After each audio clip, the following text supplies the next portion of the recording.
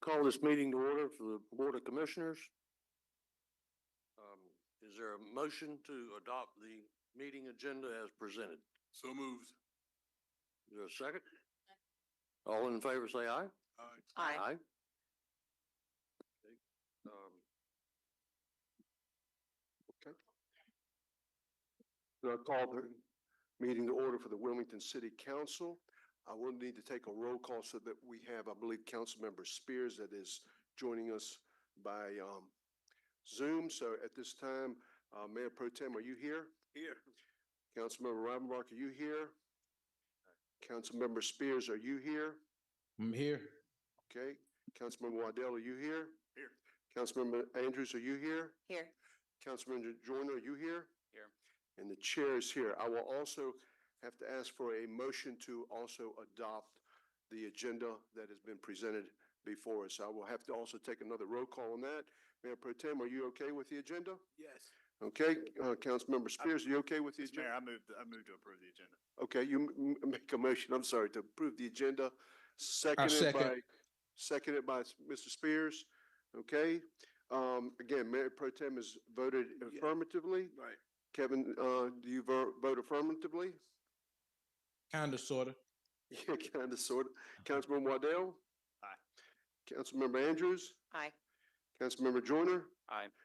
And the chair is an aye also. So we have the agenda before us. We'll have, of course, the opening remarks by myself and Chairman Rivenbark. And then we will go into the meat of the agenda. I do also want to remind everybody that there, since this is for a discussion, there will be no public comments at this particular meeting, but we will talk amongst ourselves and of course, all the presenters that will be presenting this morning on this very important topic that we all are looking to hopefully try to resolve and fix. On behalf of the city, from my perspective is, and this is obviously a very serious and issue for our community. It's something that if it could have been fixed years ago, I'm sure it would have been. The last time that we talked about this jointly between the city and the county was when we created the plan, I believe back in 2007, the 10-year plan to end homelessness. And of course, it had some good things to it, but obviously as the community has grown, so has the population of our unsheltered. It is a issue that is on the minds of many people, our citizens, the advocacy groups that are out here doing a lot of good work in helping individuals find homes and find jobs and get them help that they need. But I believe that it's time for us to come together and hopefully formulate and create a plan of action that we can collectively support in the next coming years. And there's a lot of good work that is being done, and we're going to hear a lot of the work that is being done in our community by the different advocacy groups and people that are out here working on this every single day. So hopefully we're going to have a good meeting, and hopefully we'll be able to adjourn by 11:30 this afternoon or before this afternoon. So with that, I'll turn it over to Chairman Rivenbark. I think you said it all, Mr. Mayor. One thing when the city manager and Mr. Sappho called up and wanted to talk to us about this, I told them that I would be more than willing to, but I didn't want it to be just another meeting like we've had in the past. I want to get something done this time and fix the problem as good as we can. So just everybody keep that in mind. I don't want to leave here today and not have accomplished anything. So just work with us, please. Okay. With that, I'm going to begin the framing of the issue, the past efforts of the city and the county. At this time, I'd like to recognize Stefano Bradley, the Assistant County Manager, and Rachel Laco, who is the Housing and Neighborhood Director for the City of Wilmington. Good morning, Mr. Mayor, Mayor Pro Tem, New Hanover County Chair, Vice Chair, and members of the County Commission. My name is Thomas Moten, Deputy City Manager for Wilmington. The proposal that we prepared has been a collective team effort between the County Manager's Office and the City Manager's Office. The agenda was a draft sent to you, and so there are going to be some adjustments with the sequencing of who will present what information. So we apologize for any confusion, but we'll proceed. And At this time, I'm going to maybe get us started with giving us a quick overview of what we intend to present to you today. As Chair Robin Bark said, we want to get something done that makes an impact and makes a difference. Today, we hope that at the conclusion of today's meeting, you will see that there's sufficient reason to convene a task force, as well as to empower staff to proceed with an outside facilitator to help accomplish the work that we want to set out to achieve today. So to begin with our overview for today, and we'll have a segment during the course of the presentation for specific discussion among the members of the governing bodies to discuss the information received. We'll also have a segment at the end to respond to the questions. However, if there's information at any point in time that you want clarity on, feel free to ask any of us to any questions that you may have at the time that you feel so inclined. So we'll begin with framing the issue, really contextualizing the subject of homelessness and unsheltered or unhoused is very complex, and so are the issues that contribute to why persons may find themselves in that condition. We recognize that there's no one silver bullet that's going to alleviate the issues that plague our community, and that we need to have a robust, varied toolbox that allows us to respond to the needs depending upon the situations of the individuals. In addition, we want to just take a few minutes and remind the community as well as members attending today about the Getting Home Street Outreach Program, a collective effort of the county and city. Briefly just discuss the role of a continuum of care, and then we will go specifically over the task force charge as well as the major elements of the contract for facilitator, pause, discussion, and then present to you a timeline and some suggested action items that we could ask that you consider taking today. So without any further ado, we'll go right into framing the issue, and we'll move into an element that relates to housing and really the spectrum of housing. And so all of us are aware of the Joint Workforce Housing Advisory Committee, the discussions that have centered around area median income. And for us, as the chart presents there on your right, is what we call fair market value, rental or income levels. And then on the left would be those persons below what we consider low or very low income individuals. And our focus really is on that below 30% AMI that we're going to eventually get to. Some interesting information to contextualize our county. This information was provided by the North Carolina Housing Coalition, and it's a statewide effort to present information relative to the cost of living within each North Carolina county. The information presented here is for New Hanover County, and what's interesting is there are two elements to this slide. One is it presents the percentage of persons that are house cost burden for rental, 53%, and then for those that own homes at 23%. Thank you. Next slide. It'd be important for me to point out that the average annual salary information is not New Hanover County specific. That's just an average statewide. So as you look at that, you may say, well, I know we pay our firefighters more than that. Yes, we do. However, the housing data is specific to New Hanover County. What's interesting is the changes that have occurred in our housing market over 5 years. And FMR, fair market rent, a 20% increase has been recorded over the last year. Over 5 years, 51% increase in fair market value rent. And as a side note, many of you know I'm a transplant. I moved here. I wanted to get to New Hanover County, and I lived in a what's called relocation apartment. I said, that can't be right. There's no way that 51% is the amount of change that has occurred in fair market value rent. But I went and looked at the rent that I paid for my apartment when I first moved here, and I compared it to what it is today. And interestingly enough, it's 58%. It's gone up that amount. And I was not living in a luxury apartment complex, by the way. I mean, it was just adequate. The slide that is amber, what's important is oftentimes we say, well, what's happening? Where are the unhoused, the unsheltered, the homeless coming from? We know that Florence had an impact on our inventory, and then the pandemic certainly accelerated or exacerbated some of the conditions that individuals in our community were struggling with. What's interesting about this particular slide is the North Carolina Housing Coalition ranks all counties, all 100 of them, and New Hanover County is rated as the 30th highest in terms of persons challenged with meeting the cost of living for housing. Another element that's really important is that 216 families in the last reporting period face the risk of foreclosure on a home they own. They face the risk. So when you end up with a foreclosure, obviously it does significant impact and damage to your credit. The challenges of securing housing, some other housing, becomes even more pronounced than it would be during that period of time. So you can see that's only 1.6% of the households in New Hanover County.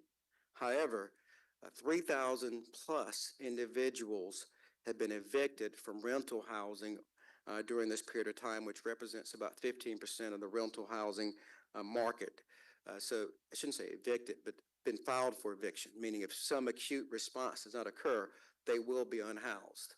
So at this point in time, I'm going to turn the floor over to Rachel LaCoe, the City Housing and Neighborhood Services Director, to proceed, and she'll be followed by Tafana Bradley, Assistant County Manager.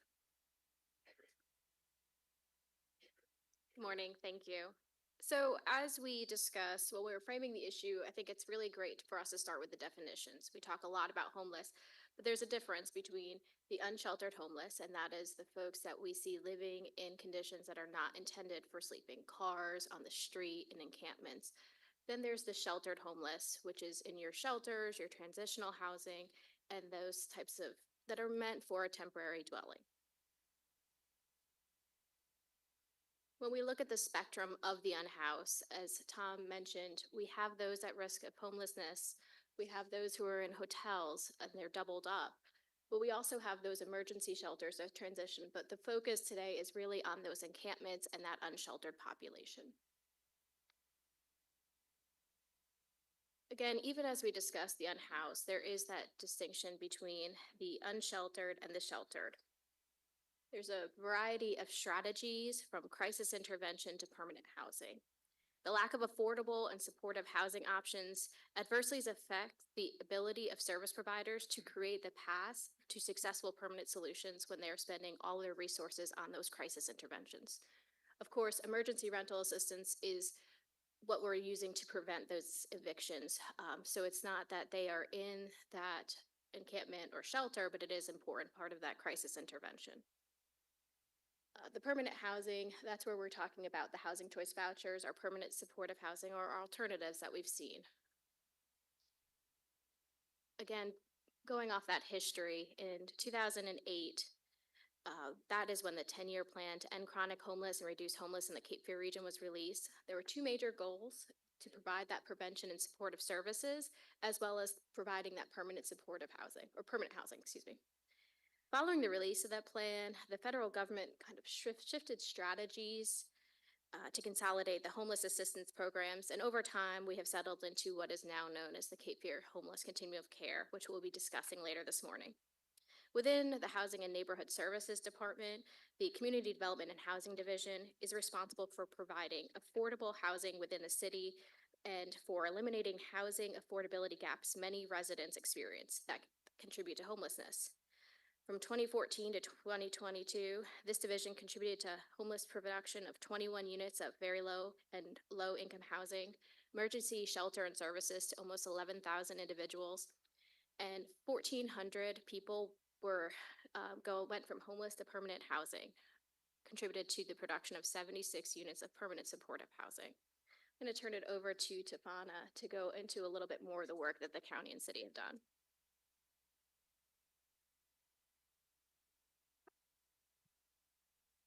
Good morning, County Commissioners and City Council. I'm Tafana Bradley, your Assistant County Manager over Health and Human Services, and I'm also the Health and Human Services, Interim Health and Human Services Director.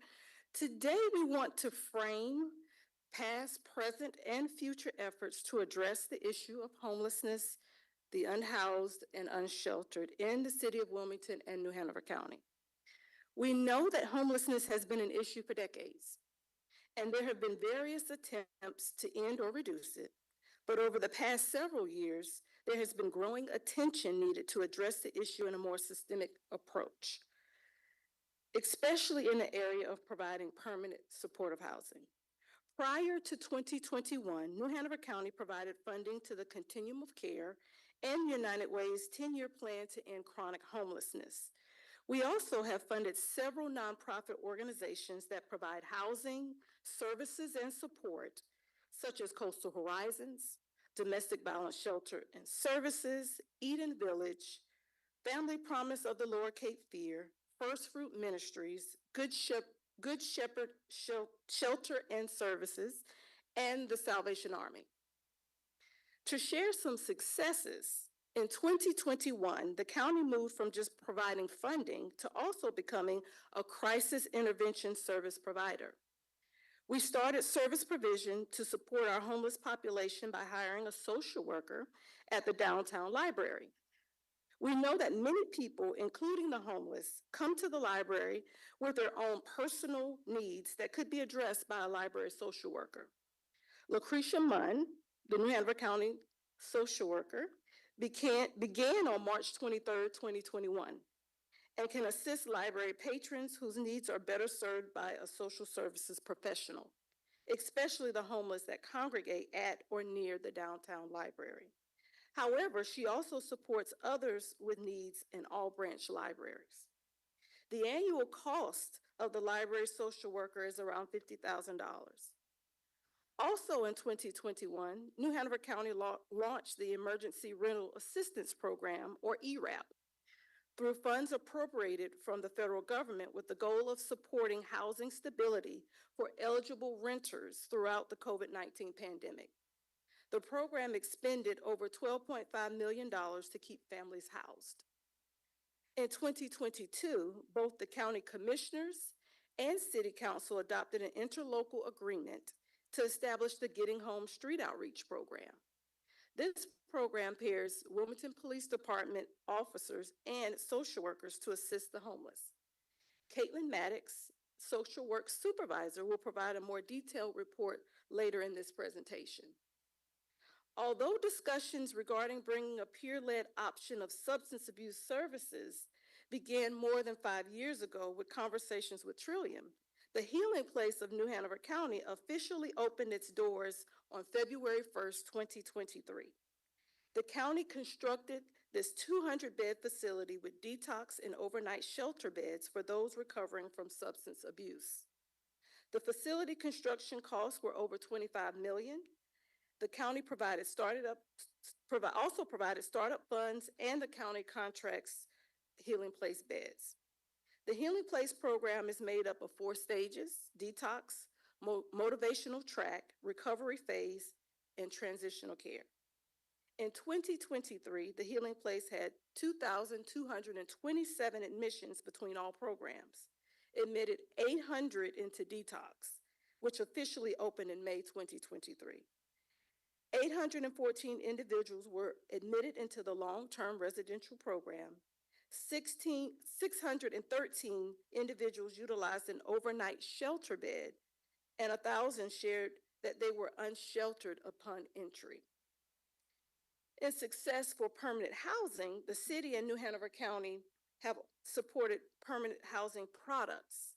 Shown here are Driftwood, a 15-unit permanent supportive housing project that is currently undergoing almost $700,000 in rehabilitation, and a collaborative project between Cape Fear Collective and Good Shepherd Center to provide housing and supportive services.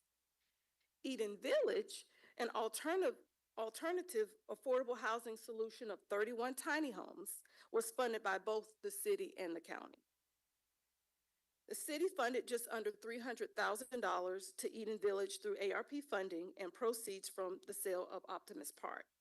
The county dedicated $250,000 of ARP funding.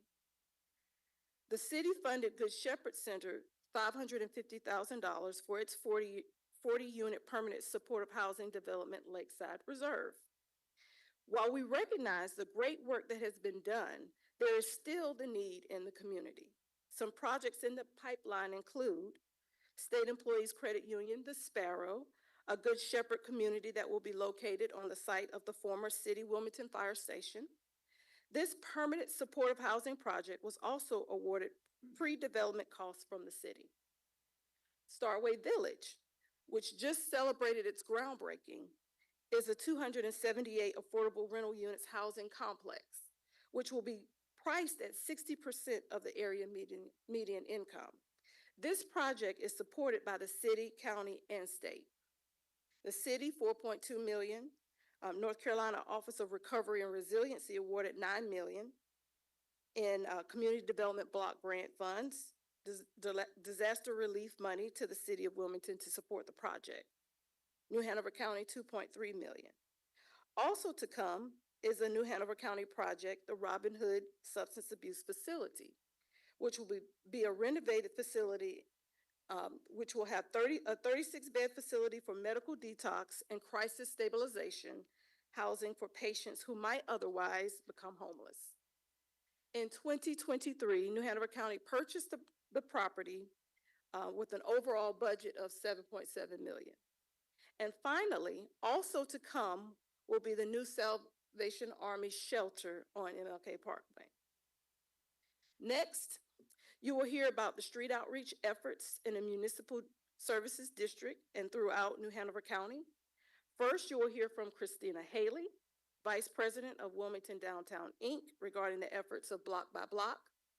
Then you'll hear from Caitlin Maddox, New Hanover County Social Workers Supervisor, regarding the City of Wilmington and County Getting Home Street Outreach Program. Christina?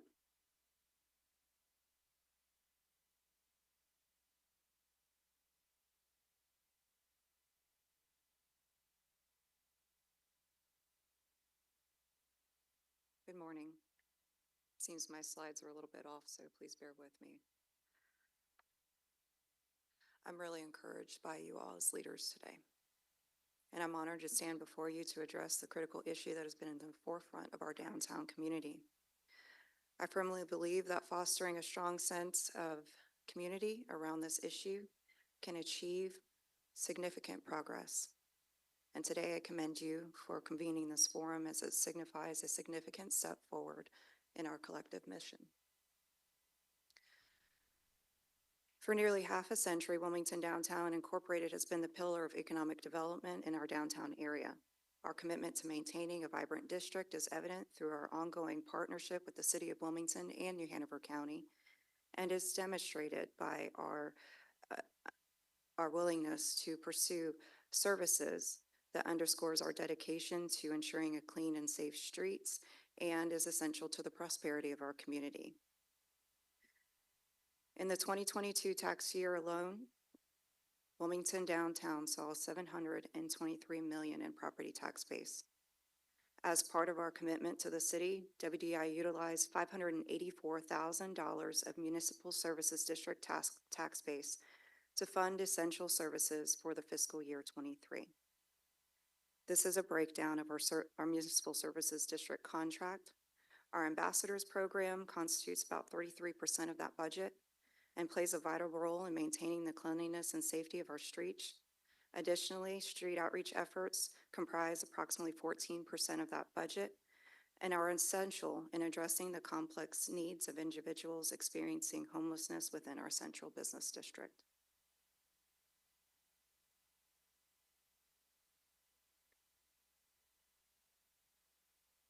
Our ambassadors are a dedicated team who work tirelessly to uphold the standards of our district and ensure the well-being of our community.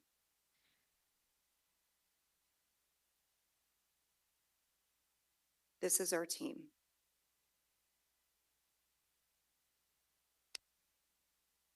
Jack Morris has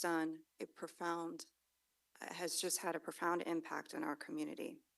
In recent years, we have encountered challenges in navigating the intersection between the needs of our homeless population and the intersection of those needs of the interests of our business community.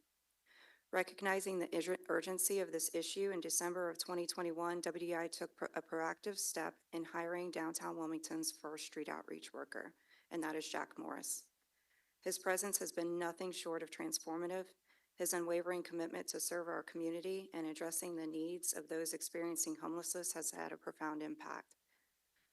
Jack has made a staggering 8,000 plus interactions with those seeking refuge in our district and meeting and addressing their complex needs. Each individual he works with has their own unique needs, and he is meeting those needs right there on downtown streets.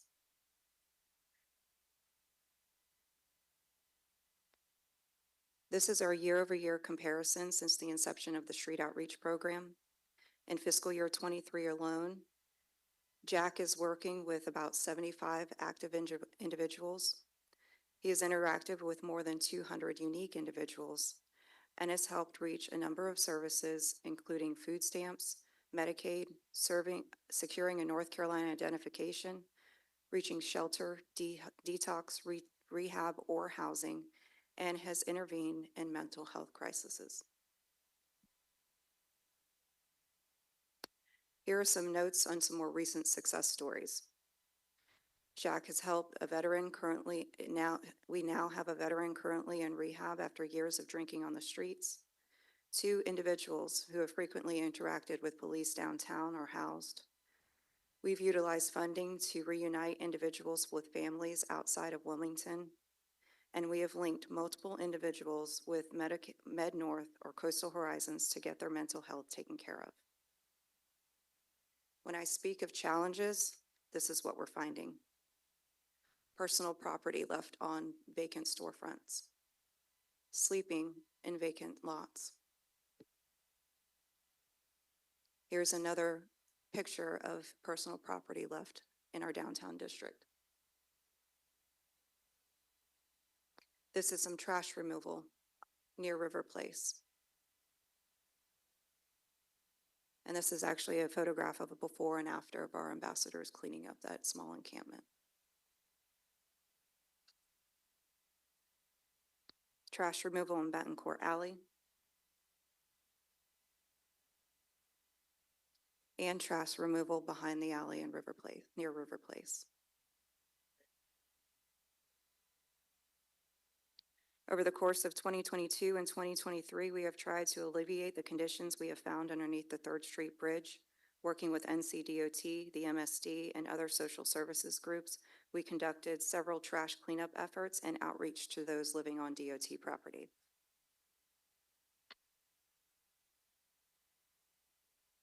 We also worked in conjunction with the City of Wilmington to help remove trash underneath the 4th Street Bridge. Those efforts were led by the City of Wilmington, and the complaint came from property owners and business owners that surround the 4th Street Bridge.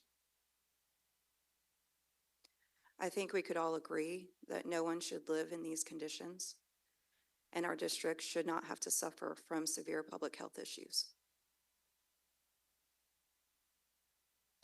There has been a recent glimmer of hope, however.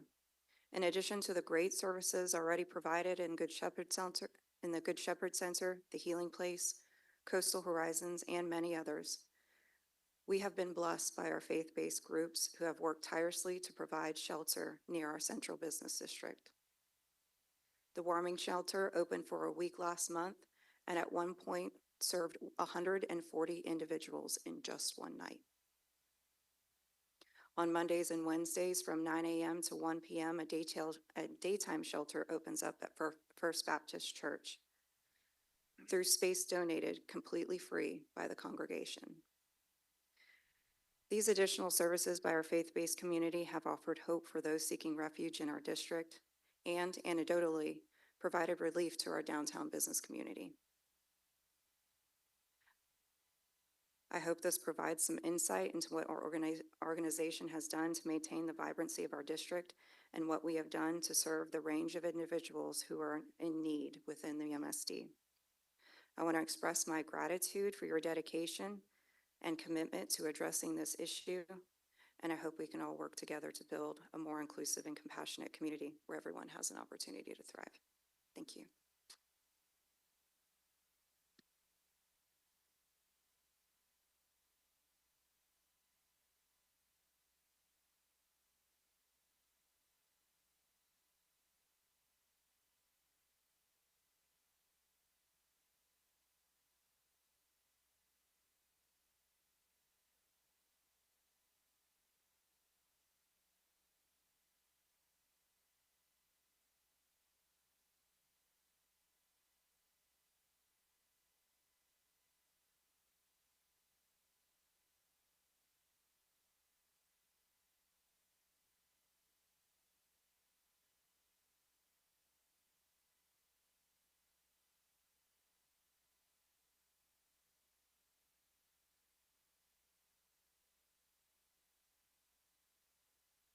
Good morning. So my name is Caitlin Maddox. I am the social work supervisor with the New Hanover County and City of Wilmington Getting Home Street Outreach Program. I'm the social work supervisor with New Hanover County, and unfortunately, my counterpart, Sergeant Ron Evans from the Wilmington Police Department, could not be here today, but I'll be representing our program. So our mission is to prepare unsheltered residents for shelter and rehoming through connection to service provisions and enhancing public safety by striving to keep and maintain clean and safe areas, primarily where homeless gather. So we are a partnership that was approved by y'all in the development of a joint plan to address the needs of the homeless population. We are a partnership of the New Hanover County Health and Human Services Mental Health Department and the Wilmington Police Department. We were approved at City Council and County Commission in September of 2022. New Hanover County has provided 4 social workers, a social work supervisor, myself, and the Wilmington Police Department can provide up to 4 officers. We have 3 currently and 1 supervisor, Sergeant Evans. We have an MOU with Wilmington Downtown Inc. to provide our services in a similar model to the Block by Block Street Outreach Program, of which you just heard about from Christina Haley.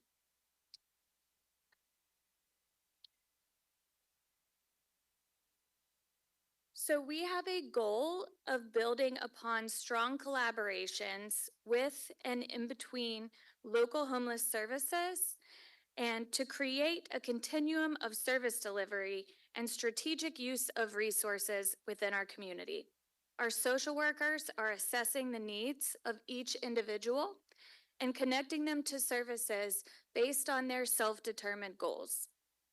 We work to be a bridge from an individual to those service providers in an effort to get them sheltered or rehomed by working in collaboration with other street outreach teams through Wilmington Downtown Inc., as well as PATH, which is through Coastal Horizons. We work with other resource providers, the faith-based community, the COC, you'll hear about more, and Wilmington Police Department. We are also working to maintain clean and safe areas in collaboration with the county, the city, NCDOT, municipal services, and more, including the creation of our bin-den. You do have a flyer in front of you that has some of these numbers, but to briefly go over some of the ways that our team is finding success over the past year is helping individuals access shelter, is helping folks access permanent housing. Often a creative way that we can help people be rehomed is by connecting them to former family or support systems. Perhaps there was a break in their relationship with their past support, and we can help mitigate some of those issues and potentially return them to home. We also help folks access treatment for alcohol and substance abuse and connect them to employment services or employment through the community resource providers like Link, NC Works, Step Up, some of the other wonderful providers. We've connected folks just shy of 2,000 times to tangible services. Those are going to be things like IDs, documentation, rent or utility assistance, their pharmacy prescriptions, meals, showers, a new cell phone, food stamps, Medicaid, bus passes, clothing, whatever their needs might be. We've also helped just shy of 1,000 times connect people to intangible services, those things being mental health services, medical or dental needs, legal and court assistance, Social Security, and community support. One effort that we creatively came up with to help maintain those clean and safe areas was to open our bin-den, which is a storage unit that folks experiencing homelessness can place their belongings safely and securely, put them away in the morning, take them out in the evening, And that way it frees them up to get to their appointments, to get to their employment, to make sure that their belongings will not be disposed of, stolen, or any other thing that might threaten their belongings, allowing them to go achieve some of their goals. And with that, do we want to take questions or anything? Thank you.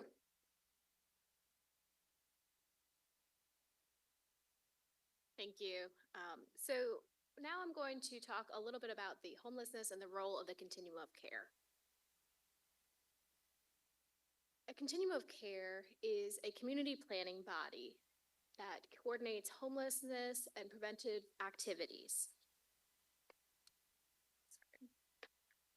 It's a national model. Here in North Carolina, there are 12 individual COCs and 79 counties that serve under the balance of the state. Shown here is a map of our Cape Fear homeless continuum of care. As you can see, it consists of Pender, New Hanover County, City of Wilmington, and Brunswick County. There's sort of 4 buckets how it operates. The Cape Fear Continuum of Care is the lead agency to carry out activities of the COC, meaning fiscal and compliance activities, administrative tasks, including the data management, the annual HUD application, and other funding sources. It is a collaborative applicant, as I mentioned, for the HUD homeless assistance programs. Again, that's from that consolidated program that the federal government did back in 2009. The HMIS, that is the data sharing software. That's where we are able to get the people performance. And then the coordinated entry, which a lot of other places may call coordinated access system. And I think that's a great way to really talk about how it's ensuring that people who are experiencing housing crisis have a path. And because we know that every path is different, this is how they are connected to the path that is right for them, with the service provider that is right for them, and that is what that system does. Locally, when we look at how we match up with other North Carolina continuum of care agencies, you can see that we're not getting a lot of support. Comparable cities like Asheville are getting double and sometimes triple the amount of support that we're getting. And there's a lot of reasons for that. One of the big reasons is our data sharing, how we're able to tell our story. And so we're working at the COC through their strategic plan, and 3 part-time staff that end up being about 3 times full-time FTE. So that's just a brief introduction about the COC and what they do. And I'm going to turn it over to Tafana for the next phase.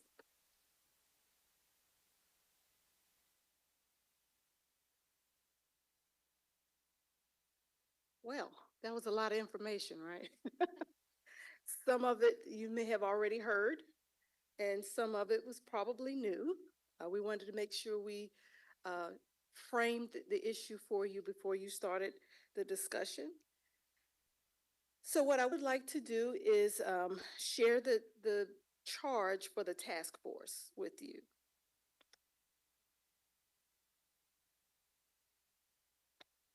So first, the task force charge would include understanding the needs of the unsheltered population in our area, and listening to the interests and a description of services provided by the various groups involved with this population. Determine a comprehensive approach to service delivery that best suits the needs of the unsheltered in our region. Recommend a priority of initiatives believed to be the most efficacious in delivering services to this target population. And finally, recommend roles for various agencies in the provision of those services. So now I'll turn it over to Tom, who will cover the facilitation contract and scope of work. Thank you, Tafana. So as Tafana indicated on the task force, we start with capacity building, information gathering, identification of strategies, an action plan, and then essentially also responsible parties to help solve the issue. Our approach to this task force would be an engagement with a target date of October 31st to present a draft report to be finalized thereafter. We've identified a facilitator who has worked in New Hanover and Wilmington before previously. They're recognized as best in class, and that facilitation company is called Fountain Works. The project has 3 stages. The first stage is the preparation and planning. Essentially, phase 1, which we project would get off the ground in March, would involve the staff of both organizations solidifying what is the charge and the focus and the planning for this task force. Communication with those individuals that have been appointed by the respective governing bodies in terms of establishing the first meeting. The vision is that, early on, you really invest more time, so we envision 2 meetings initially in person. Given Cape Fear Memorial Bridge closure and the challenges with logistics, we envision 8 virtual meetings. And then we will close with 2 personal meetings as well at the end of the term. So that's a high-level summary. As I said, indicated, phase 1, stage 1, 1 month, would be the month of March.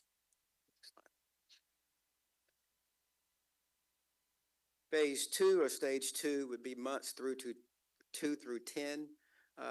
We know that there's a flow to the work of any task force, and while we want to move as expeditiously as possible, we also want to provide an opportunity for the different individuals that you as governing body members would like to be heard and understood to be involved in the process. So while the proposal for the task force composition excludes individuals who are directly delivering services for unsheltered, unhoused, or homeless, we know that there's an important role they need to play in informing the thoughts and opinions and information that we have in terms of a strategy identification. So, and then the final stage, being stage 3, report development. We envision that taking approximately 2 months, October, November, and it would be the staff's desire that if possible, we come to the governing bodies either in a joint meeting or individually with the final report presentation. So some people will say, why Fountain Works? In fact, a colleague of mine said, well, hey, why not get someone that is already steeped, invested in working with the homeless, unsheltered, and understands the issues? So we don't want an advocate. We want someone whose expertise is simply bringing people together with diverse opinions to be heard and understood and forging a path together. We want someone who really has no skin in the game in terms of trying to advance one idea or the other. We want someone whose commitment is simply to let the best ideas emerge based on evidence and best-in-class practices. We also want someone who has experience working with governing bodies, understands the nuances of public policy making. And then finally, someone who has the skills, demonstrated skills, to be able to facilitate these types of engagements over a protracted period of time, both in person and virtually. The beauty of the virtual part is we've discovered, at least at the city, when we did the Clean Energy Policy Task Force, that individuals are able to be more engaged without the real cost to transitioning from point A to point B. Otherwise, some of them even called in on their mobile phone because they were committed to the process. So we think that honors and respects the time commitment that we're asking for the volunteers. The project facilitation costs would be $49,000 at this point in time, based on the scope that the staff has drafted and given to the facilitation. The staff proposed that the respective organizations share that cost equally. At this point in time, I'd like to, Mayor Saffo and Chair Rivenbark, open the floor up for discussion among the governing bodies, and all of the team members that have been part of this process today will be available to answer questions and at least attempt to respond to them. Very good. Just make certain that in the discussion, just turn on your mics because the mics are turned off. Just move it forward. But just a question, Tom, in respect to the task force that we'll be putting together, I would envision that you will be also talking to each of the advocacy groups and groups that are out there that are providing services currently on this particular issue. Correct? Yes, sir, that's correct. It's our intention to engage that group. It's not uncommon to have some subcommittees that could be formulated around particular focus areas. Mm-hmm. It may be instructive that there is a slide later that talks about the composition of the task force. Mm-hmm. However, it may be beneficial for you to be able to make note of this now in your discussion. What the city and county staff propose is that each member of the county commission appoint or nominate 3 persons for a total of 15 from the county, and that each member of the Wilmington City Council appoint 2 for a total of 14, for a total altogether 29 persons. And we're going to be asking that you prioritize those appointments so that perhaps by the middle of February, we will have that list of individuals so that we can provide them due notice and adequate time to schedule the first meeting in March, somewhere probably in the middle of March to the latter part of March. Tom, the other thing that I wanted to ask was, in respect to best practices that are happening around the country, I know that when we talk to homeless advocacy groups, their idea in many cases is the best idea, but this is the way you need to go. But evaluating that, I know that this task force will be evaluating each one of those groups individually, but in addition to that, I would hope that the task force is also given a charge to also look for best practices that are happening everywhere in the country, because everybody's dealing with this. Any metro area of any size is dealing with this particular issue. Some are doing some great things out there, unique things, things that we may not have seen in this community. But I would hope that we would have an evaluation of some best practices, and that we also would be able to bring those individuals in or be able to talk to them in some way, shape, or form and share with us what those practices are. If the group thinks collectively it is they're paying dividends and they're making an impact in their communities. We'll make note of that, Mayor. It's our intention as well. We understand that this process needs to be reflective of the needs of New Hanover County. It needs to be open, be flexible. We also recognize there's immense talent in our county, individuals with the wisdom and knowledge to be able to draw from other communities and to render a report. The final report will be a product of the task force with some support from the staff. So it's important that we emphasize this is not a staff report we're going to present. It is it'll be the composition of a document through 10 months of study and effort that the residents of our county and our city have put forward and prioritized for your consideration. Okay, thank you. Mr. Chairman, I'm not sure if this is working or not, but I'd like to speak about Fountain Works. Do we have a list of examples of other counties and municipalities that they've worked with, some success stories? It's just fine for people to be best in class, but I want to know specific examples of where they've worked and as a result of their work, how this issue was improved or not. Yes, so we do have references that we can provide. There's a long list of them, but just real quickly, they've worked with Wake County, City of Durham, Davidson, Pittsburgh, Duke University, NC State, Department of Homeland Security, Department of Transportation. So this is an organization that really has built their practice around working with governing bodies and such on focused issues. But we can get you more information. It sounds like beyond just a quick reference. We had some slides hidden that we took out. I would like those references. I would like to make personal contacts in relation to those references, but I also would like metrics. I want to understand what it is that they were able to accomplish in these places where they worked. Here is the issue as they found it, and after they made their recommendations, here's what happened. I think that we should know that before we engage this company. Thank you. Additionally, I'd like to point out that this is a very complicated issue that cannot be solved merely by spending more money. The example of Asheville was given 2 to 3 times more support. I'm from Morganton. It's the western part of North Carolina. It's about 50 minutes away from Asheville. The perception of people who are from that part of North Carolina about Asheville currently is not good. Asheville's downtown is not a pleasant place to be in my estimation. And if the idea is that we're just going to spend more money and we're going to end up looking more like Asheville, I am resolutely opposed to that. So we have got to be purpose-driven in making a difference. Yes, for the people that are suffering from homelessness, but also we have to be mindful about the other folks who are not homeless in our community and looking out for their interest as well. We cannot look to the homeless as the exclusive problem and say that we're going to just solve it for them. We have to solve it on behalf of everyone who's in our community because it impacts everyone that's in our community. You know, appreciate that perspective. And in fact, when we talk to individuals regarding complaints about unsheltered persons, I have to remind them that we're balancing the interests of the community of those persons who are housed. I mean, and that's the balance we're trying to strike. Just as a point of clarification, I will indicate that the intention of providing the comparative information for funding of the COCs was not to say that we should have more.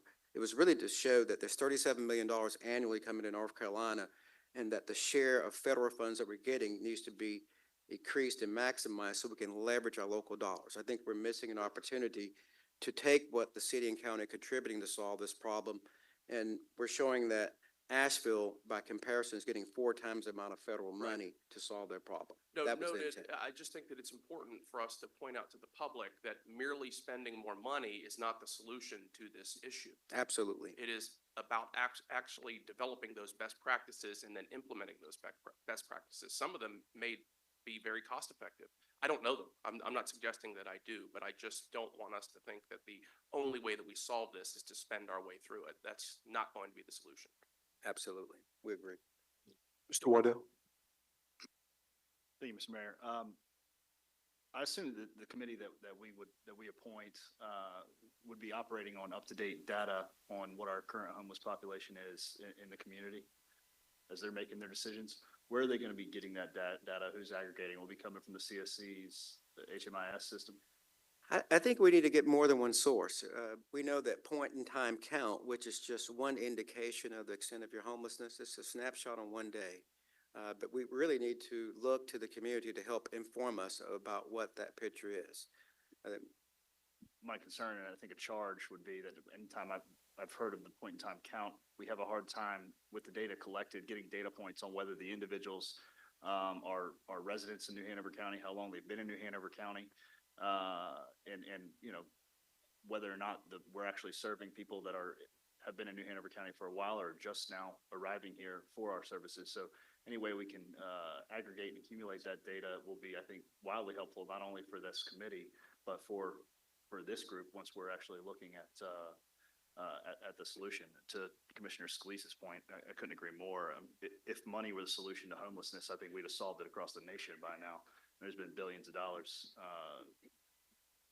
spent on this. So the majority of the money, I think, spent on homelessness, included in our community, goes towards the Housing First model. That is still the prevailing policy of the COC, correct? Yes. Okay. And that idea is that, you know, for folks who are listening that may not be familiar, the idea is that immediately giving a homeless person a roof over their head, meeting their basic needs, that they're more likely to change. But in my estimation, in my study on this over the last few years, this approach exhausts the majority of the resources. Ultimately, I believe to the detriment of the programs that are extremely effective, like short-term emergency shelter. When you look at the places around the country who have utilized Housing First policy as their prevailing policy, and for decades, and look at where they are now. Case in point for how the resources are kind of sucked up by this policy making. I received the minutes, I think, from you, Ms. Lacoe, of the recent COC meeting where there was a presentation by you to the COC regarding the owners of the Eden Village and their desire to put up quite a few short-term emergency shelters that have proven success in other markets. However, one of the main reasons that some of the COC members were not supportive of this initiative was, I mean, I've quoted from the minutes that several board members thought it was better to use the money towards affordable housing. And we've got folks ready to move on projects that the city has property for, and that, you know, I intend to, you know, continue to try and advance. And this is just the kind of tribal mindset that I want to be sure, as we're appointing members to this committee, that we're sure to address, and that members that we're appointing to this committee are free thinkers and open to a lot of different options of what are truly the best practices, what's working elsewhere, not just what is prevailing policy because it's prevailing policy. Thank you. And I did just put this slide back up about the unhoused strategies because I think it is a balance, right, of that crisis intervention with what those shelters are, those nightly shelters, and then also that more permanent solution so that there is that end result. And so I think that's exactly what your point is that we need to we can't forget about that crisis intervention, and we need to continue to fund and support that as well. Mayor Pro Tem? Yeah, thank you for the presentation. Also, in the process of, looking at this, I'm certain that you guys are gonna be, considering what other wraparound services we can offer, these unhoused individuals. And then I guess the other thing that, I want us to make sure that we're, keeping on the front of our minds is that, we don't want to put, all of the unhoused in certain neighborhoods. Okay, there's a challenge sometimes that we want to put, everybody over on this side. And we want to make sure that we, everyone's got to spread the wealth. You know, that's all. I would like to ask, I'm sorry, go ahead. Twyla. We actually discussed that, because we don't want to also concentrate poverty. Right, We absolutely. want to make sure that that actually came up in the COC meeting, in regards to that, when we're deciding where to place things, that we are being equitable in our community. Okay, thank you. Well, I would like to know what y'all got to say about, from what I understand, there's three different groups of people. You got people with mental health problems. What do you do with them? They don't want to get help. Then you got people that just don't ever want to get back into society again. They're happy sleeping in a box in the woods. And if you can't make them.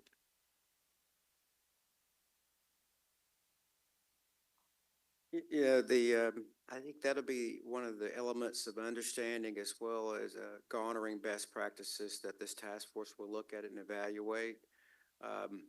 What's interesting is I think we would all agree that treating individuals in a humane way and recognizing that regardless of your socioeconomic station in life, life has worth. And so to the degree that what I'm at least seeing is that we want to, and I think even Getting Home, Street Outreach recognizes this, you're looking to the individual, how can we help you? We lack the tools, at least legally, to force someone, to compel someone to say, you're going to go to a shelter tonight and you're going to get sober. I mean, that's the reality of it. But what we do know is that in general terms, there are working people who've been unhoused, that have been couch surfing, that are maybe have an automobile. And so there are elements of this total population, but let's focus on the elements that we could work on. I've had a conversation with one member of council, and he and I really share the same philosophy, even though it may not seem like it. So I'm going to say this. We've got to prioritize our limited governmental resources that the taxpayers provide to focus on those individuals that are part of our community first and foremost. At least that's my opinion. I don't make the policy. And that would certainly be an element of consideration. It does not mean that if you happen to fall upon, some unfortunate circumstances and you're in New Hanover County, Wilmington, that we want to assist you. But I think a focus that we see at least is maybe reconnecting those individuals to their home communities. And so Caitlin mentioned rehoming as an element. But for those individuals that we're seeing that are part of our community, that perhaps you've been working paycheck to paycheck, you had an illness, you missed a paycheck, you're short, and then things cascade and you find yourself on the margins of being housed. Those are our residents. And that's why we wanted to show that slide with the number of persons that are either received an eviction notice or perhaps a foreclosure notice. Those are individuals that are established in our county at this point in time. Mr. Chair. Thank you.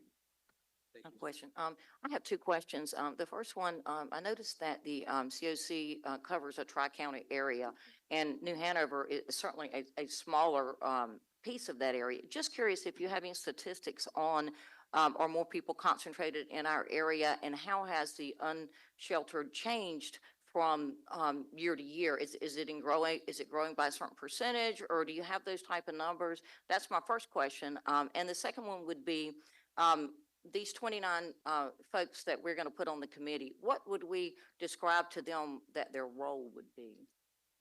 I'll start with the COC. And so the point in time is, a way to get some numbers, as they can tell you when they are doing it here locally in the city and in the county, they have a better idea of where these folks are located.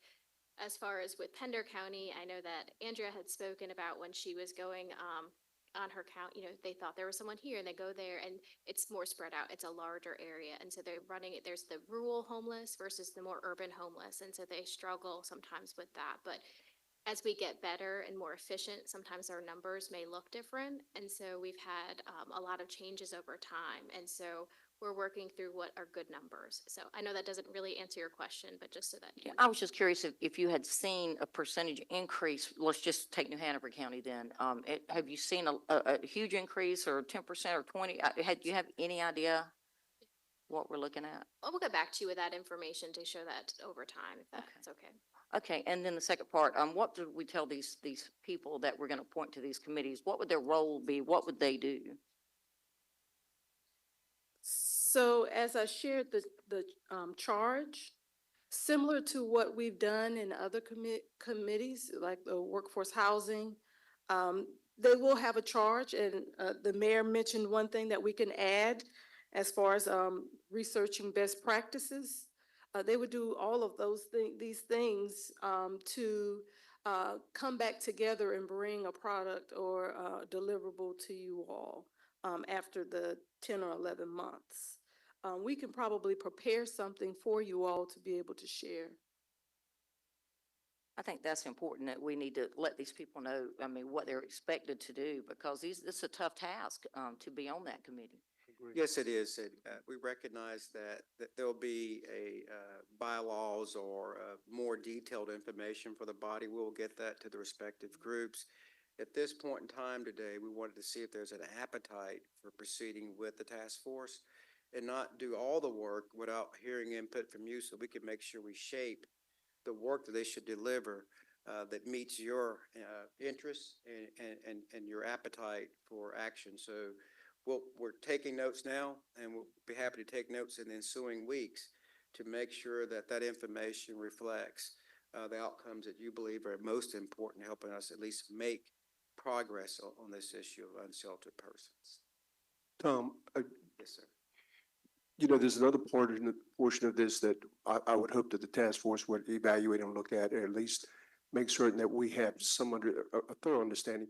A lot of times when we have an unsheltered person and there's an incident of some sort, the first thing that a citizen would tell us is have them arrested, get them out of here, whatever the case may be.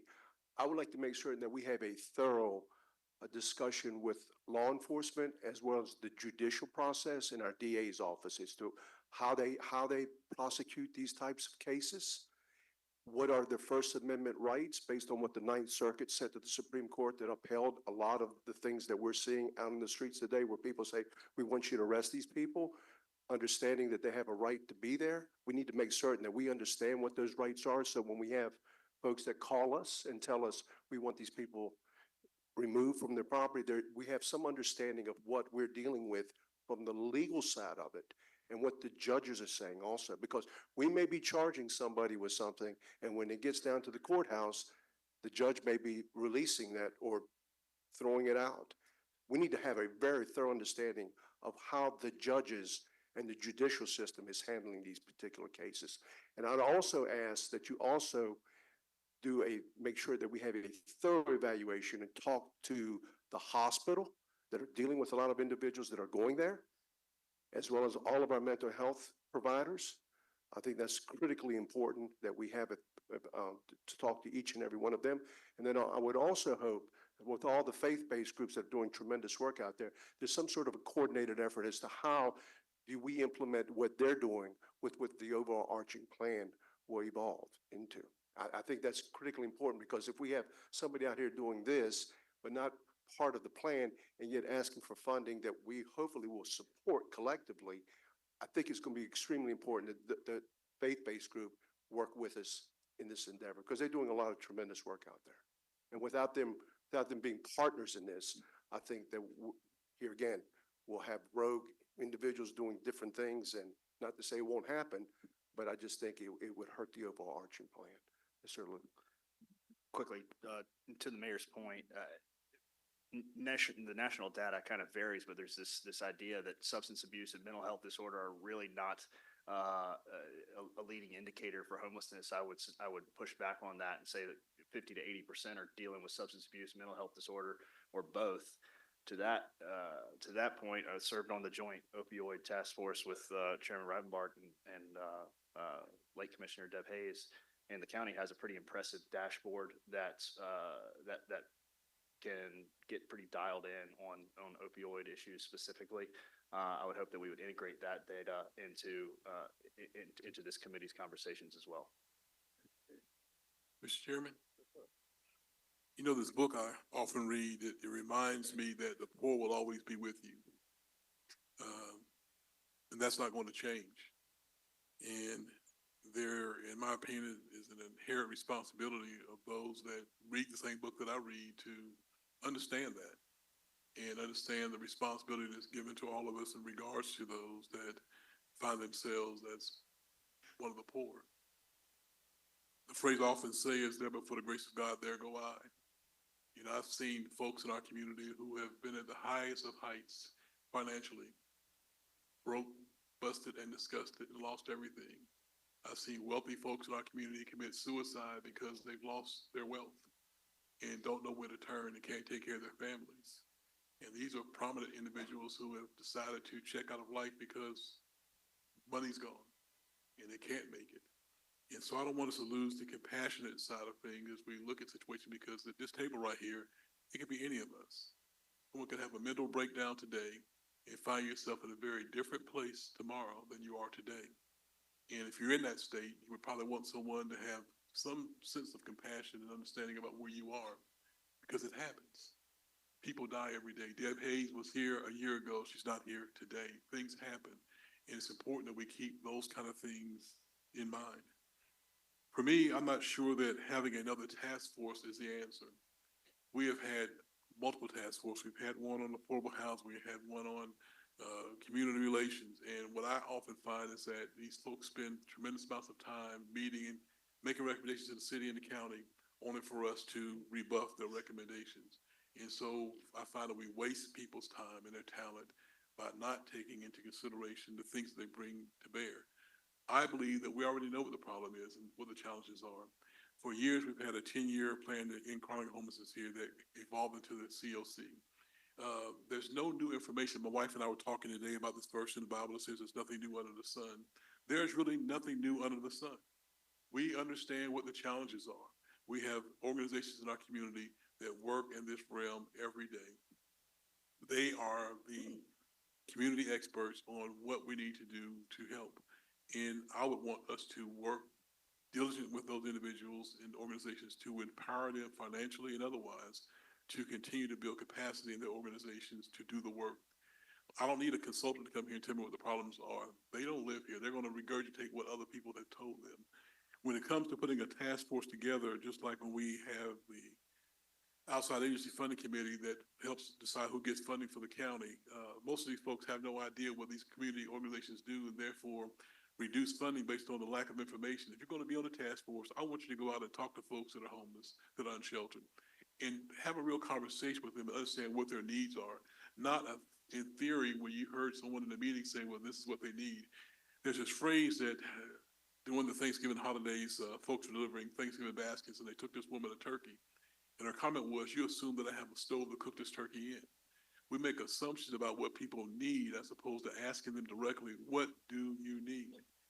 I've mentioned recently in a county commission meeting about the need for us in our community to build a mental health facility similar to that of the Healing Place. We spent roughly $25 million building the Healing Place. We had a $50 million fund from the Southern Hospital dealing with mental health and substance use disorders that, in my opinion, we could build a facility that would house individuals long-term. Typically at the behavioral health hospitals, you're going to get a maximum of a 2-week stay. And the hospital that's here is so overcrowded that they're shipping people to Winston-Salem, to Raleigh, and points beyond because the capacity is not here. But we know that we have individuals here that need tremendous mental health services. And providing stable housing for those individuals during that time period, I believe would help solve the problem, just like we're seeing people being helped at the Healing Place here in New Hanover County. We recently received a resolution from the COC asking us to only fund organizations that are part of their group. I would not want to support that resolution. When you look at Eden Village, I'm sure that when they got here, the thought concept, when I talked to the Dr. Dalton, who formed that organization, they weren't a part of the CLC, but they came with a great idea to build supportive housing for folks that were unhoused.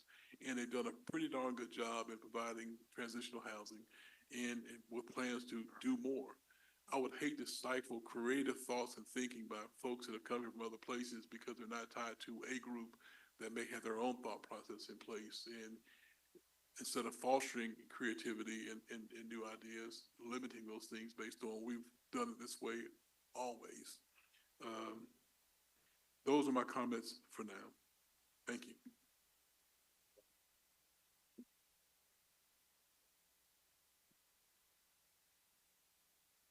Thank you, Mr. Chair.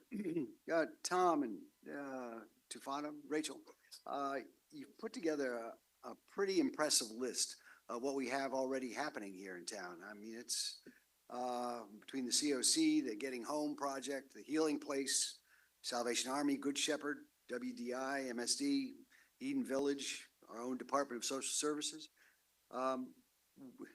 You've put a lot of thought and research into this. What is it that we're not doing now?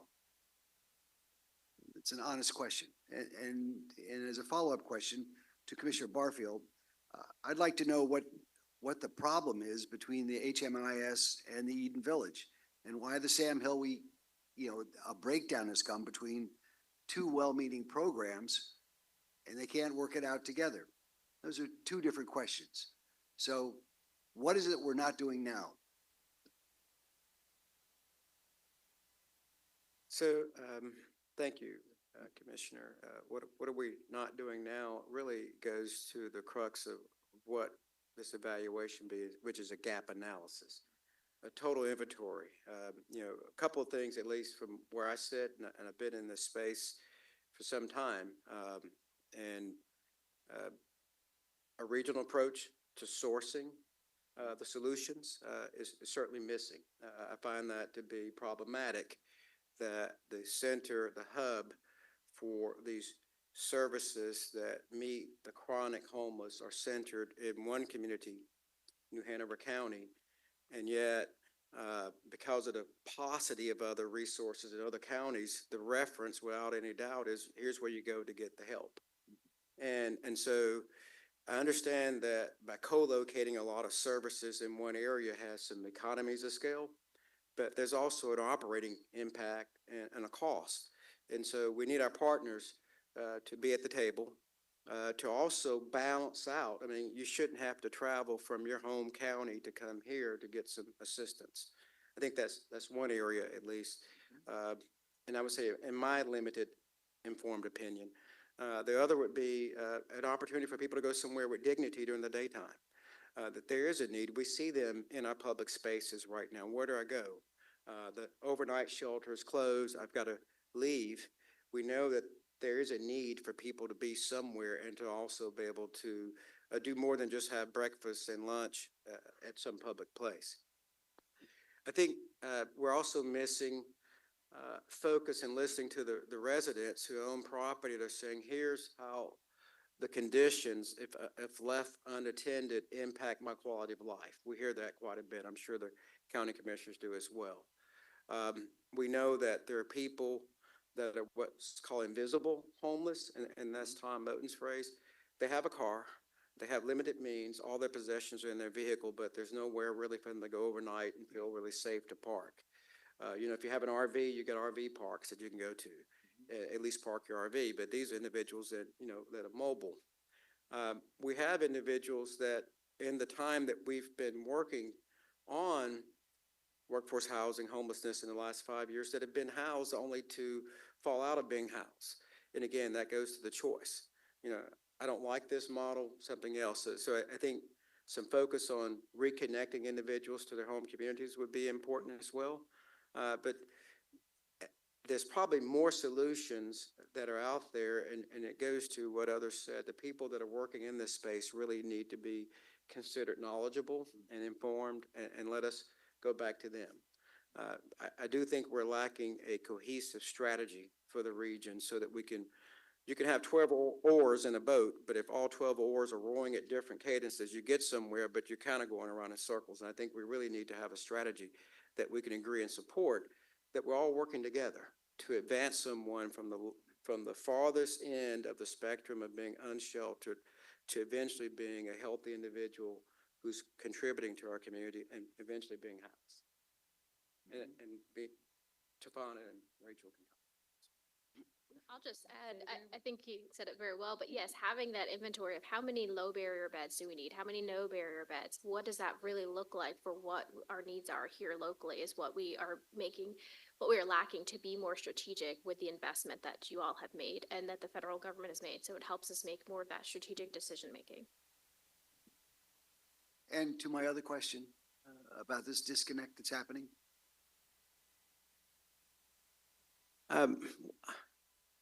Well, I'm going to try to respond to that question and understand that my perspective may have some unintended bias in it.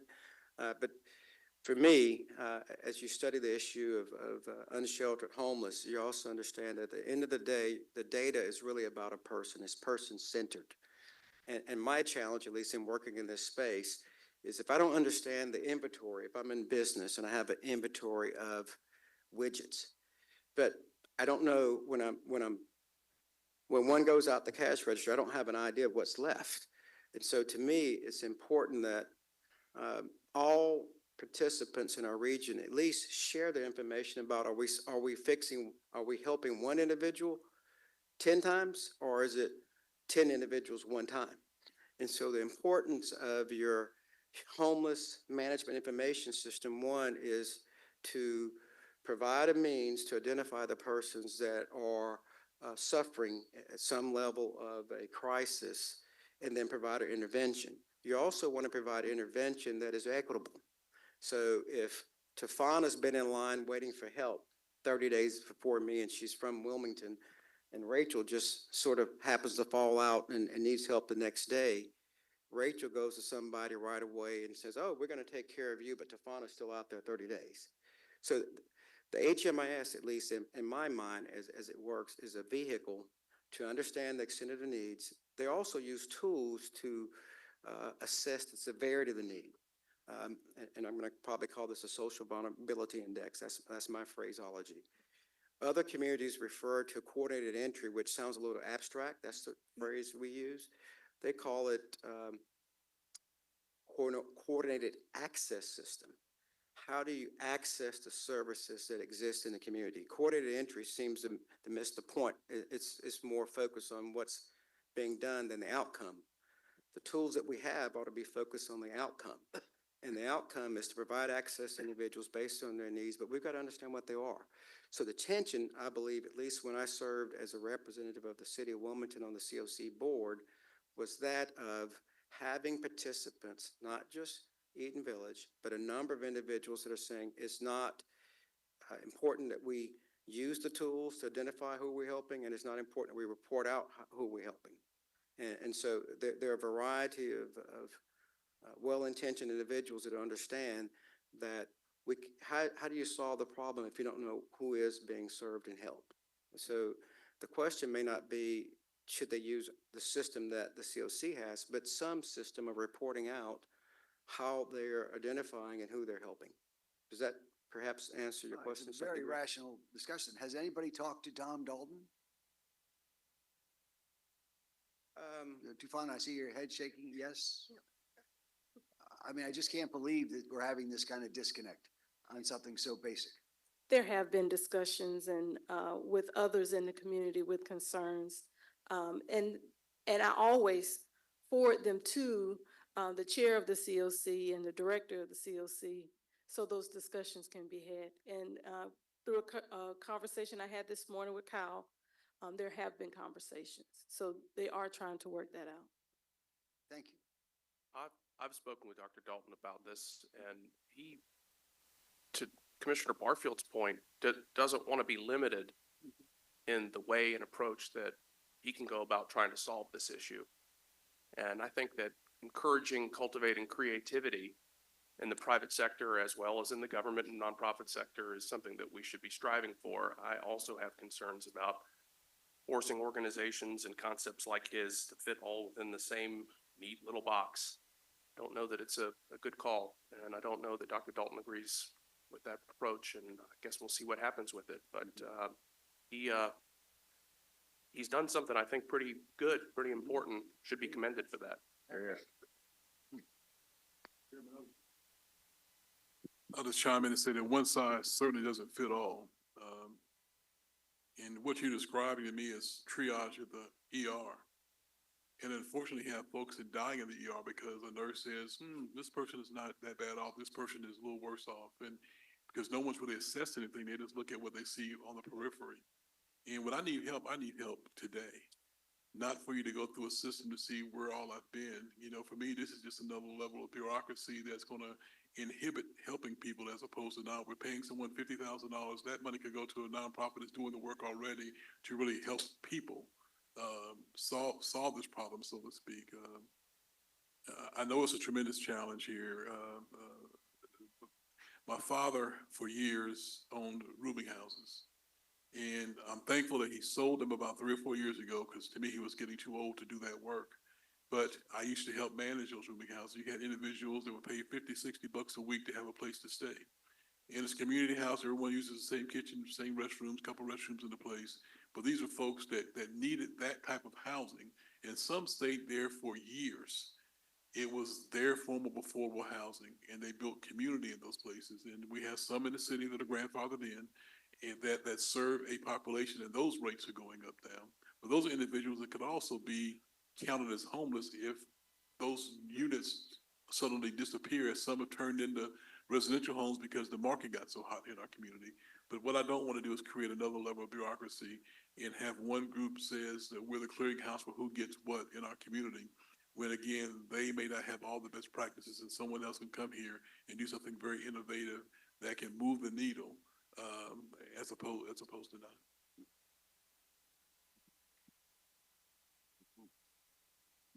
In listening to the conversation, the thought comes to my mind that you're right. This problem is not one room's gonna clean it clear. Everybody knows that. There's a lot of things that we've got to do out there. But also, on the other hand, there's situations where some folks are slumlords. You know, there some individuals are not doing the right things with what they're supposed to do. So I like the idea of being monitored and, you know, making sure that whatever we're doing is fair, and whatever we're doing is the right thing, you know. So I don't want to just like overlook that as you use the illustration of the triage, you know. We still gotta, I think, and I hate to say this word, but walk slow, you know, I mean, because we want to make sure that our steps are solid, you know. I don't want to just do something because we say we're doing something. Okay, that's my thought. Mayor and Commission Chair, I think the conversation certainly is indicative of the complexity of the issues that we're trying to improve. I won't even use the word solve, because life is dynamic. Someone who's placed in housing, someone else may have an incident that occurs, divorce, you name it. And so it changes. For us, and I will make a distinction, the COC, the only real role it has is to administer the federal funds that come through, and it has stipulations on how it has to be used. The second point I would try to make, and it's not to appear to be argumentative, is that in the private sector, unlike governmental services, and I've spent, before I went into governmental services, I was in the private sector, and I loved it. I love that the mechanisms that told me what I should spend my time on really related to how it either boosted my profit margin or I lost. And so I didn't have a concern with serving everyone. I had a concern with maximizing the outcomes that appealed to me. As a consequence, I didn't have to really be concerned about the equity of serving everyone. The governmental services, from a policy perspective, however, is somewhat different. You know, it looks at how do we render service to individuals that, given all things being equal, that we've been equitable in who gets treated. And so I think that may be a primary distinction between an entity that says, here's what I want to do. I've got a model that works, and yet the individual, whomever it may be, says, well, provide governmental resources to help me accomplish my objective. And so you do have a fair number of private individuals, privately funded, that proceed without any governmental support, and there's no interference on their end at all. Where we generally have some tension is where there's a approach, and yet it's seeking some tax-supported assistance, and says, well, I'm working on this, however, I don't need to really report out what I'm doing or how I'm doing it. It's been brought to my attention that the decision from the Ninth Circuit Court of Appeals has been sent to the Supreme Court, but they have not made a decision on it. And I don't know that we need to send these 29 people out with that on their mind and using that. And if they do, if the Supreme Court does back it, then we will. But I don't want to leave this meeting under that circumstance. I would just like to chime in just real quick and to Chairman's point.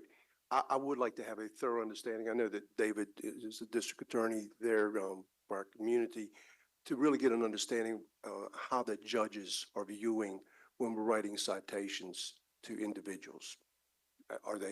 Is majority of them being prosecuted or majority of them being thrown out? I hear all kinds of rumors, comments from lawyers that work at the courthouse every single day, that a lot of them are being tossed out. It may be just hearsay, but I would like to have an evaluation as to how our court system, specifically the judicial branch, the judges are viewing this. That's all I want to know. And maybe, David, you have a little insight on that since you work down there every day. I don't know. Well, sure. So, talking about the decision that's in front of the Ninth Circuit, I just want to clarify for anybody who's not familiar with that and make sure that we're talking about the same thing. We're talking about ultimately a decision by the Supreme Court on whether or not folks can be penalized criminally for sleeping, and the much broader legal argument is being made of any bodily function, but specifically sleeping on public property. I want to make sure that's what we're talking about. Is that correct? Yes. Okay. Tangential to that question, I think it's important that if we have this task force, we should ask for data on the number of citations, the number of arrests, and the number of prosecutions, I agree, and convictions for anybody who sided with the relevant city or county ordinances, which have been passed in the past year or so, and then last night. My personal experience working in the district courts, which is where misdemeanors of that nature come, is that we have 9 district court judges which serve New Hanover and Pender County who rotate through. So you're going to have 9 different not interpretations of law, but 9 different experiences of what they see fit to do. I think in large part you will find that if somebody has been held overnight for a ordinance violation, they are often receiving credit for time served for one night. I think you will find that very often defense attorneys and prosecutors are trying to find reasons not to move forward with those cases. And by that, I mean seeking solutions. So getting people into treatment, saying, if you get into treatment, if you show success, if you do this assessment, we will defer a prosecution. And as I pointed out last night at City Council, there are specific statutes from the General Assembly which say that local governments cannot proceed, or prosecutors cannot proceed on local government ordinances when somebody has come into compliance, which I think is an appropriate rule. The purpose is not to criminalize and punish. The purpose is to deter and rehabilitate and steer people in the right direction. So that framework exists. I do think it would be useful to see the data on how that works. And then taking a step back from the legal conversation, I think I share Commissioner Barfield's frustrations that it feels like we're being asked to put an additional layer between us as policymakers and the experts who are doing this work every single day. We get phone calls, emails, people catching us in public or asking us to come have meetings with them to talk about what their specific organizations are doing. And I have yet to have a conversation where I didn't agree that the person who stopped me or wanted to talk to me was doing really valuable work on this issue in our community. We are very blessed to have so many organizations that are focused on and care about this. I think that where the value comes potentially is to have an analysis of which organizations are hitting the mark, which organizations we can help steer in the right direction, and which resources are or how resources are most effectively allocated. And so acknowledging that frustration and agreeing with that frustration, I do think that more information is better. And so subject to Commissioner Scalise's request that we have some sort of data on how this organization in particular has been successful in the past with facilitating these discussions and whether that's going to be effective use of this money, I would be open to proceeding with this task force. So based on all that, do you think we need to, can we find out what the judges are doing and, if we should proceed with this? Oh, I mean, absolutely. I think it's a matter of somebody collecting that data from the clerk's office. Mr. Duffel? Thank you, Mr. Chair. A really wonderful discussion, but what I'm hearing here is, again, a series of ideas, and we've surfaced a variety, a large list of organizations. I'd like to add to that the work that Trillium is doing here in our area as well. What I don't hear is, or I hear is a lack of cohesive strategy that was brought up before. And that's where I see the positive of having someone who is experienced in this work, and maybe it's Fountain Works or maybe it's another, but a third party that can bring together the ideas and sit down and listen and with the elected officials to help create a strategy that'll work for all of us. Because right now, I think we have a lot of strong points going in different directions. And as a community, I think we could all say is what we're doing may be helping, but it certainly isn't solving the problem. And so I see the value in having a consultant, and again, I think we need to have more information. Support Commissioner Scalise and Councilman Joyner's thought about getting more information about Fountain Works. And maybe they're not the ones, but we need somebody to coordinate our community to create that strategy. Thank you. Mr. Chair, I'm concerned that while it's understandable that we don't know what we don't know, I don't see how pragmatically, practically putting 29 people together who may or may not have the knowledge and expertise about how to achieve a better outcome is likely to get us there. I think we are a little premature on this.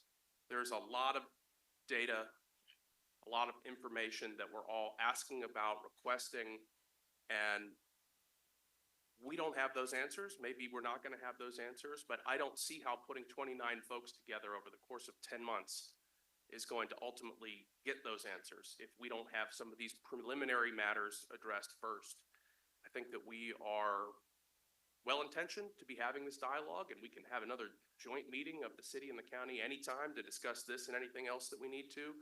But we've got talented staff people at the county who can look into these questions and provide answers to us. Give us some more information. City folks have the same with their staff.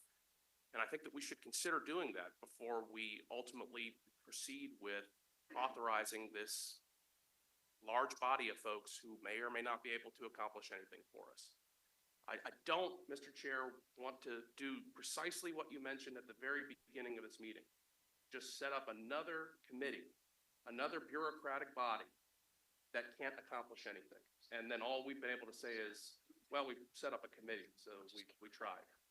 We've got some more work to do, in my estimation, before we proceed to this next level. And I would recommend that we press pause on this, reconvene at a later date after we've had some more time to get some information from our respective staff members about where we're going and what we can reasonably hope to achieve with this body.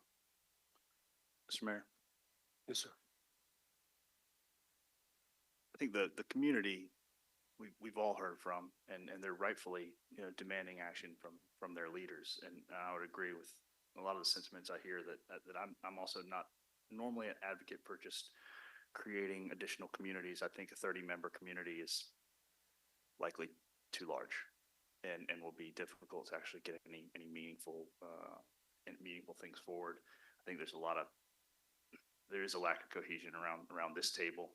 I think there's probably cohesion along the point of the fact that we're here from the community, that the status quo is not working. I would certainly be open to another convening of this body in short order, to maybe bring some of the players that are actively on the ground now and can collect the data that we have, whether they're, county and city offices or the folks that are dealing with the homeless population on a day-to-day basis. And we can actually ask, I think they're probably watching this. They likely have collected a good amount of that information. And we could have a thorough discussion without having to wait a year. So to expedite that process and to act and do the work that the community is requesting of us, I think we can do it around this table. Me personally, the city and the county can't do the work that we're talking about doing. We don't know how to do it. These folks are the ones that know how to do that. And they should be directly involved with what we're talking about. That's my opinion. Mr. Chairman, I want to commend the county staff, the folks that work at Health and Human Services, Shafana Bradley and her team. Taking the initiative to start the Getting Home street outreach. Saw a problem. Found a solution to help folks in that place at that point in time. Providing additional social workers to connect with individuals that were unsheltered. One individual works for DSS. He calls some of these folks his people. He knows individuals by name, understands their story and their situations, and trying to find solutions for them. To me, it takes those kind of innovative things. When you see a problem, we didn't convene a task force to say, how do we help these folks in this situation that are similar to the library? And it's not just the downtown library. My wife works at the Pine Valley Library. It used to be the Myrtle Grove Library. I recall this one gentleman, he would drop his wife off every day at the Myrtle Grove Library, and he would go to work. He had no place for his wife to be, but she would stay at the library all day. At night, they had trees there, and you would see this one van parked out there at night overnight, where this person was able to connect to the Wi-Fi, where he slept in his van overnight. And you see those stories, not just downtown, but at the Northeast Library, at the Pine Valley Library. You have folks that are in those situations, some of everywhere. And I think when you, as they say on the news, see it, solve it, we saw a situation and we tried to solve the problem. And I think it helped for a moment. Our sheriff called me last year complaining about the problem at the parking deck. And I asked the question, why are you calling me? Well, I said, I know the problem. I want a solution to the problem. And the solution is not moving people to another area in the city or the county. The solution is not pushing folks out from one location because they're going to go to another location. Same thing happened with drug dealers. At one point in time, you move folks from one block, they go to another block. The real solution is solving the problem, getting people off the street, finding housing for them. And again, I believe in this room, we have organizations that do that work. And I don't think they need to be told how to do their work. I think they need to have resources that will create greater capacity to do the work they're already doing. I drove downtown the other day and I was just remarking to myself that the Salvation Army is gone. The bus station is gone. The streetscape coming down 3rd Street looks beautiful, but it used to look a whole lot different a couple of years ago. Salvation Army is gone. No building in sight at this moment.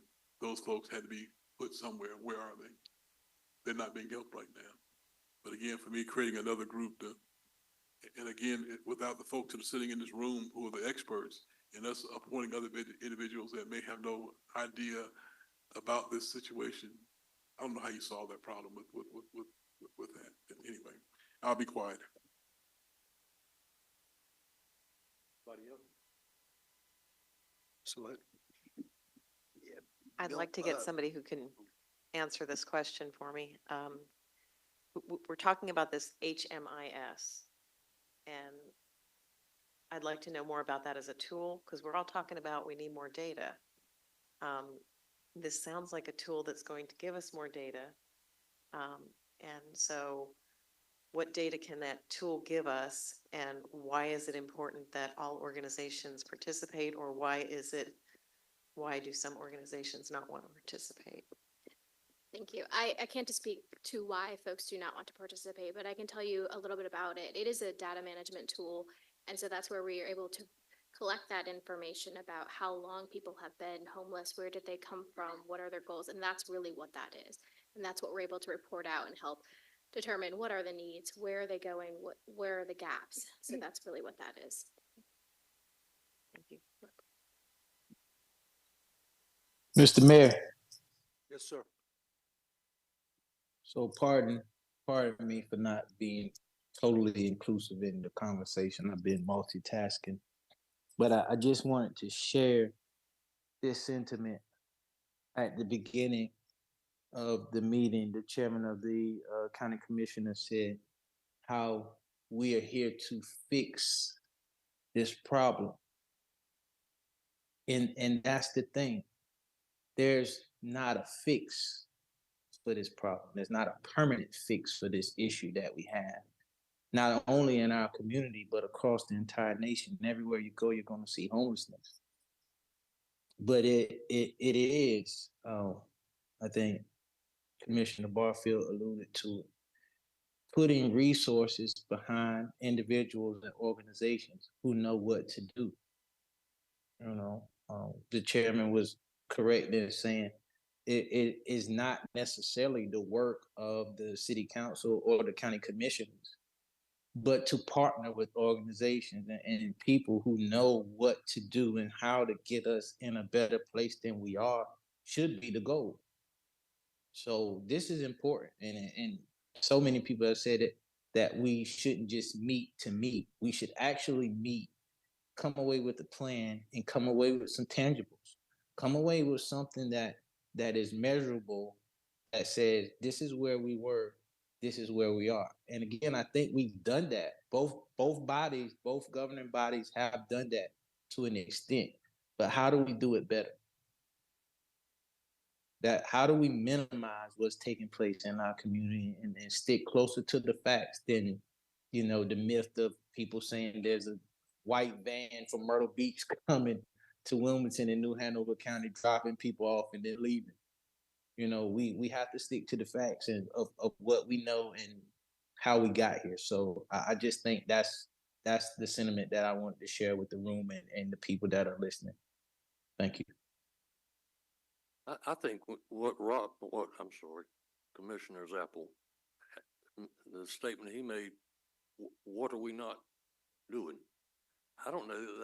I think what it is we're not doing enough. I think we're on track. I mean, all the stuff that I've seen today, I think we're on track. We just need to do more. And we need to use these folks that do it. Maybe we need to meet with them and let them give us some ideas about what can you do to make this problem better.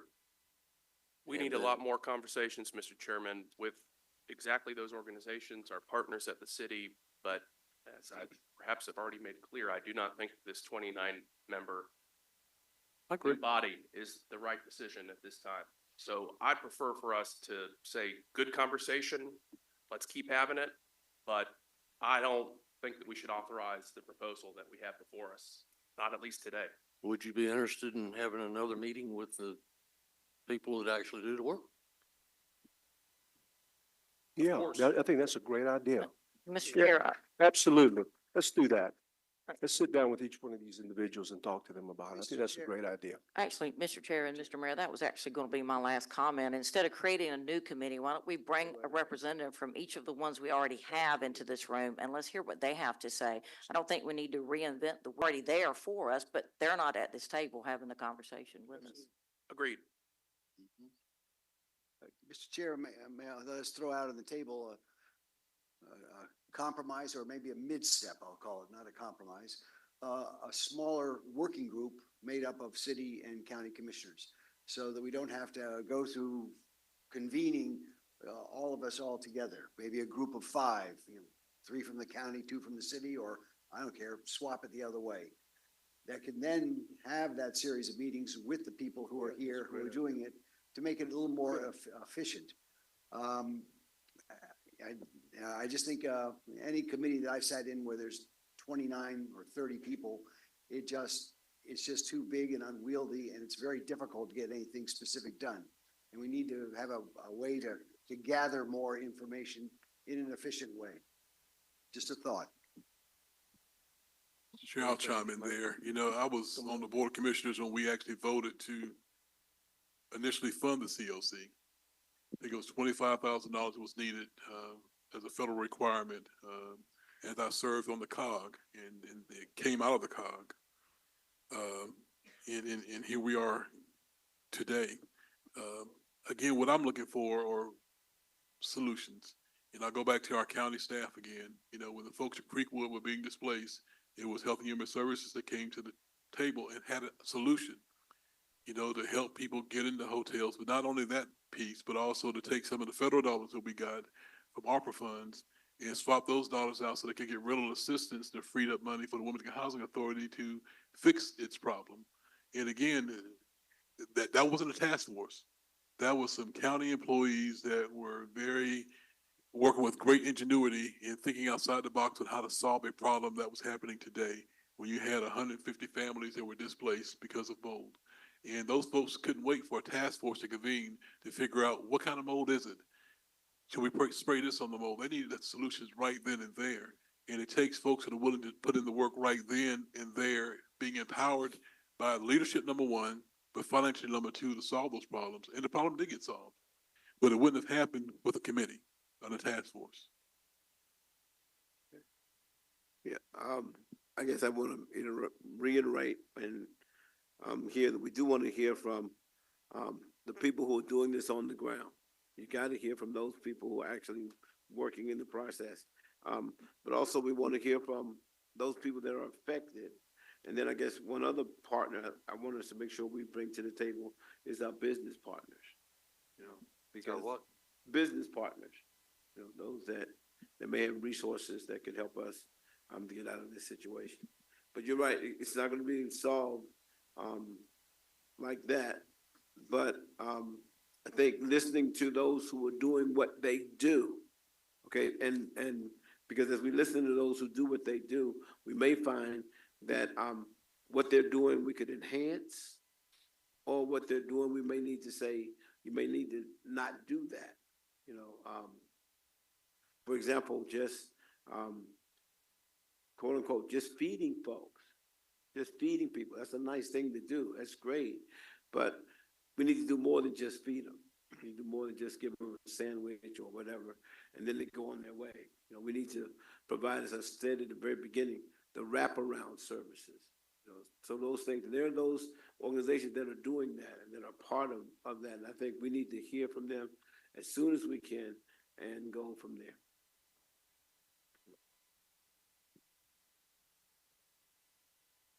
So where are we at? So what are we doing? Well, I think, Let's keep talking. I think Rob came up with a good, solution. I think we should put 3 people from the county and 2 people from the city and evaluate all the nonprofits that are out here working with us and doing such a great job. And if anybody has the time to do it, let's do it. This just seems I think like that's a something great so idea. important that all of us should really be at the table. Absolutely. discussing this. Absolutely. I agree Limit with it that, to just Jane. a few people doesn't seem Agree. like a good idea to me. Well, however So- you want to do it. We'll Tell get me. back to you. Tell me. How you want to do it? How How about do we, y'all wanna how do it? about we let our staff get up with your Yeah, staff and yeah. set up a meeting? It's fine. Then we can just bring them in individually. Mhm. Okay. Sounds like a great idea. I'm hearing 2 things. I'm hearing get a small committee, and then I'm hearing they say everybody should hear it. Now here's my thought. One, if you got the small committee, then they've got to go back to everybody else and get them to get the buy-in. Whereas if it's such an important issue, it's such a critical issue that we all need to hear the same thing at the same time. You know, we just, I think agree. Let's that's do it. where we are. Let's just do that. Yeah, let's Well, all hear it at agree. the same time, and that way, we beat out that middleman, because with just 5 people, whatever, I'm gonna hear what I'm gonna hear, and you're gonna hear what you're gonna hear, but I don't need to hear what I hear first and then get it to you and try to interpret what I heard when all of us can hear it at the same time. I think you're right, and I think you're gonna be, you're gonna find out some things that you just don't know what the folks do. Sure. So And let's- it's- let's Chair, if leave I it- may. let's leave It's it worth like the that. time. I agree. My concern was mainly logistics. I know the conversation about having this meeting started back in late November, I think is when I first heard about it. And November, December, January, February, 4 months it took, to convene this and to get everyone's schedule down. If we had a working group, it doesn't mean it excludes anyone.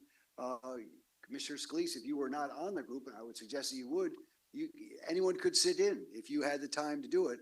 I just simply didn't want, having to wait another 4 months to get to get everybody scheduled together to do it. I think the urgency is here now, and with a smaller group, we could make that happen. What we can do is we can have, like I said, the county and the city get together, staffs, set up a meeting, and if you can't come, you can't come. Right? No? How about that? Wonderful, I like that. It's a great Sounds idea. like we have a plan. Okay. Yeah. Go ahead. Before folks leave today, can we have a place for organizations who attended to sign in so that we know specifically who we want to include in that list of folks we're gonna talk to? We can just set something up in the back, I'm sure. That's a very good suggestion. Because we don't wanna miss, also, because we don't wanna miss a group that we may not. Absolutely, but while we've No, got, yeah. folks Yeah. in the room, let's Well, I have them agree. check in with us, and then we'll do plenty of public announcements and advertising to let other people know they can add. One other thing I was wanting to say, we're not taking anything away from what y'all did. I appreciate everything y'all did, Mhm. but it's just something we feel pretty strong about. So how do you want to do this? How do you want to, create this? You want to do this with staff, or do you want to do it with us? And, you want As far to as collecting you names? want to call it, you want to have a meeting quarterly, monthly?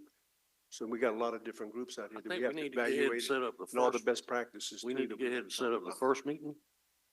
And then we'll decide then the next Okay. one. So when you want to do the first? I don't know, how can we do that? Ms. Pearl? ASAP? ASAP? As soon as possible. Can we do it?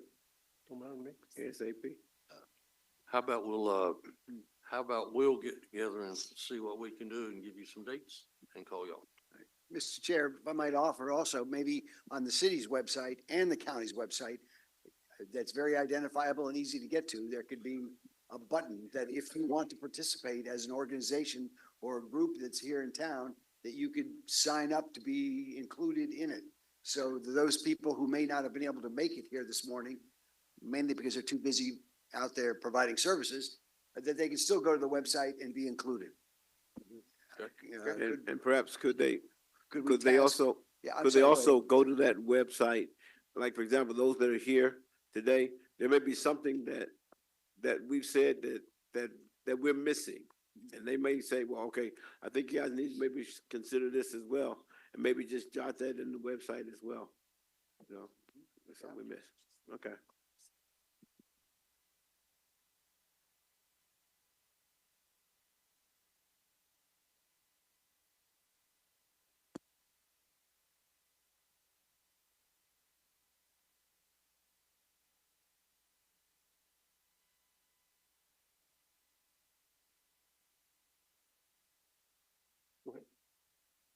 We're going to, the county is going to direct our clerk, and we would like for you to direct your clerk.